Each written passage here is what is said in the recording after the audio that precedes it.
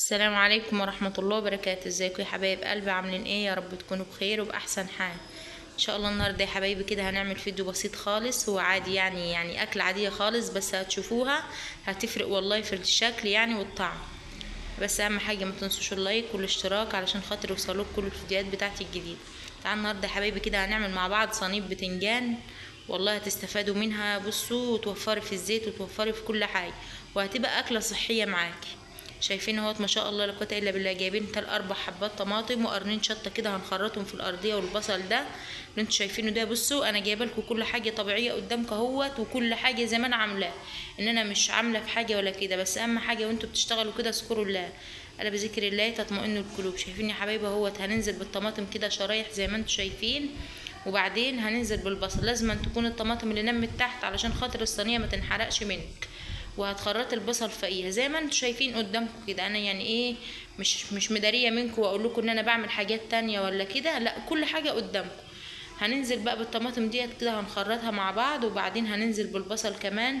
ربنا يحسن ما بين ايديكم، ويوفق لكم اولادكم يا رب كده اللي في الثانوي، وينجحهم ويجعلهم كده يا رب من المتفوقين دايما. شايفين اهو اتخرطنا الطماطم وهننزل بالبصل اهو زي ما انتوا شايفين. بس اهم حاجه يا حبايبي ما تنسوش اللايك والاشتراك علشان خاطر يوصلوك كل الفيديوهات بتاعتي اللي انا بنزلها الجديده. والله بحبكم من اخر فيديو قدمته، ربنا يبارك فيكم ويبارك في اولادكم يا رب، ويجعلهم لكم من حفظه القران الكريم. زي ما انتم شايفين قدامكم اهوت بخرط معاكم البصل اهوت، هخرطه كله كده مع بعض، وبعدين هننزل بالشطه ديت يا حبايبي. ومعايا هنا اهوت انا بصوا جايبه لكم حياتي الطبيعيه خالص، البهارات اهي جايباها يعني زي ما انا عاملاها، والدقه اهي. وديت يا حبايبي البتاع اللي بندق فيها التوم، دقين فيها كده اللي في الصلايه دي عباره عن توم وشطه وبهارات وشطه خضراء وشطه حمراء، يعني ايه حسب ما انت تحبي. ودينا اهوت نزلنا بحبه ملح كده على الحاجات زي ما انتم شايفين. دي اللي هيبقى تحت البتنجان. هنحشي بقى البتنجان بالخلطه اللي انا عاملاها ايه معاكم دي. بصوا انا كل حاجه حطاها قدامكم، بوريكم الطريقه من يعني من اول للاخر خالص مع بعض اهو. هنجيب بقى البتنجان كده زي ما انتم شايفين مفلقاه كده تفليقه بسيطه كده علشان خاطر اما هو اصلا بيطيب عشان ما يتهراش منك وكده. والله يا حبايبي بيطيب وبيبقى زي العسل. شايفين اهوت حبه زيت بسيط خالص هنا شويه، وهنا ايه مكان الحشو كده هتحط شويه. شايفين اهوت هنجيب البتنجانيه كده نحشيها مع بعض زي ما انتم شايفين. هنحشيها اهوت. بس انت ما بتكتريش الحشو حسب ما انت بتحبي.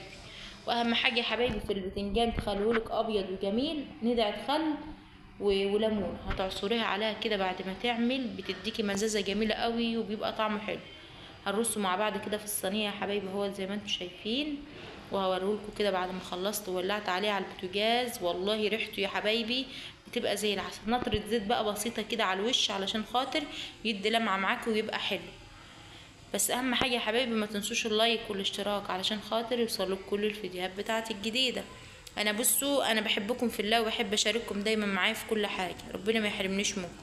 تعالوا بقى كده ايه هناخد الصينيه الجميله ديت. احنا كنا قاعدين في الصاله كده، انا بحب لما بكون اعمل حاجه زي ديت بطلع كده مع الجماعه بره بيسلوني في الوقت، وحتى كمان هم ايه بيبقوا مبسوطين كده وانا بعمل الحاجه معاهم وشايفينها معايا. شايفين اهو انا عصرت الليمون اهو. تعالوا بقى اوريلكم بعد ما طاب وحطيته على البوتاجاز كده. شايفين المنظر ما شاء الله لا قوه الا بالله، دي ما يستاهلش لايك واشتراك. والله يا حبايبي كانت اكله جميله قوي، ربنا ما يحرمنيش منكم. شايفين المنظر اهو ما شاء الله. بصوا طيب كده وجميل وزي العجوه. والله يا حبايبي يعني ايه مش هتعملي بتنجان خالص مقلي ولا اي حاجه. هتجربيه بالطريقه ديت كل مره هتعجبك قوي. تعالوا كده بقى شوفوا الاكله الجميله بتاعتنا بتاعت النهارده يا حبايبي. بصوا كده موفره وبسيطه خالص اهو. دي طبق جبنه طريه وجبنه قديمه كده، بصوا طعمها زي العسل. وشايفين اهو بطاطس مقليه، والصينيه هي دي منظر الغدا بتاعنا. ربنا يخليكم ويبارك لكم في اولادكم كده. والله يا حبايبي الاكله دي كانت جميله قوي. والعيش البتاو بقى يا حبايبي بتاع ايام زمان كده بيهف علينا برضه.